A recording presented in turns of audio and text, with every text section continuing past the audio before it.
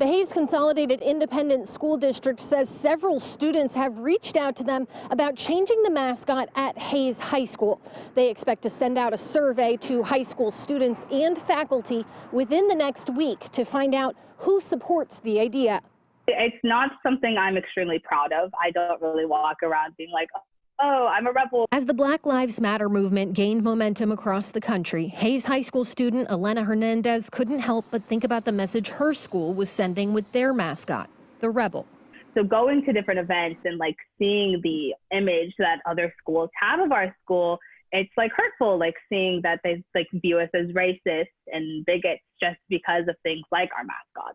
The mascot was adopted by the school in the late 60s during the civil rights movement. The district and high school banned the Confederate flag and got rid of the Dixie Fight song 5 years ago. But district officials say they received a lot of criticism for doing so without asking students' opinions. So they committed not to make any changes to the mascot unless students lead the call.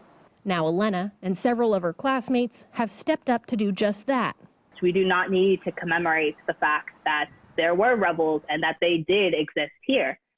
Because at the end of the day, this is the South. This is where the slavery happened. This is where a lot of that was held onto. So I think that letting go of that history, while still learning about it and making yourself educated, it doesn't need to be commemorated in the form of a mascot. Neighbors who did not want to speak on camera for fear of retaliation tell us they have mixed emotions about the idea because their children graduated as rebels years ago. But their opinions won't be part of the decision-making process.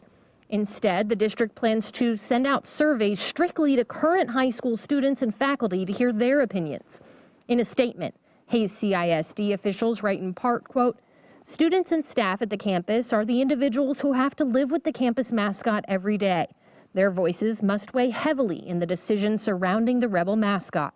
The district says those surveys and any student-led petitions will be considered before they make a recommendation to the Board of Trustees, which they expect to do this summer. It is frustrating that it has taken this long to make this change, but I am glad that we will probably and hopefully be able to make it happen now. Ultimately, it will be the Board of Trustees who would make a decision on whether or not to change the mascot. In Kyle, Jennifer Kendall, Fox 7 Austin News.